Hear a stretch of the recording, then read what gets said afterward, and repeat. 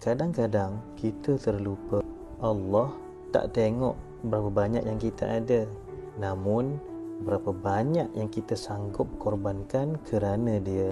Ibadah korban ini bukan hanya sekadar penyembelihan haiwan, tapi ia tanda ketaatan kita kepada Allah, tanda kita meletakkan Allah itu lebih tinggi daripada dunia dan seisinya. Setiap tahun peluang itu datang, tapi tak semua yang mengambil peluang. InsyaAllah pada tahun ini bersama Tarbiyah Digital Network kita akan melaksanakan ibadah korban di bumi Mekah. InsyaAllah untuk program pada kali ini ia akan dilaksanakan di Tanah Suci Mekah, diuruskan secara amanah oleh tim kami di sana, dan yang paling penting disertakan dengan bukti perlaksanaan dan laporan untuk program penyembelihan di sana nanti.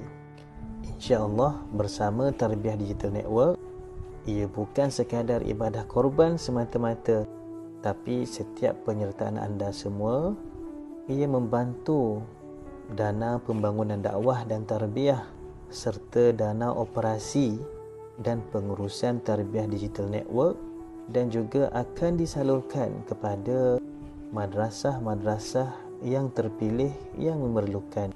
InsyaAllah dengan penyertaan ini juga anda akan dihadiahkan sebuah e-book Travelog ke Bumi Madinah.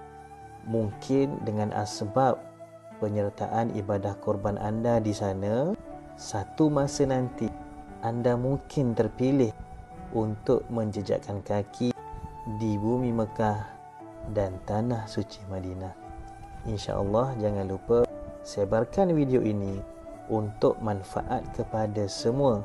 Semoga setiap usaha kita diberkati Allah Subhanahu wa ta'ala.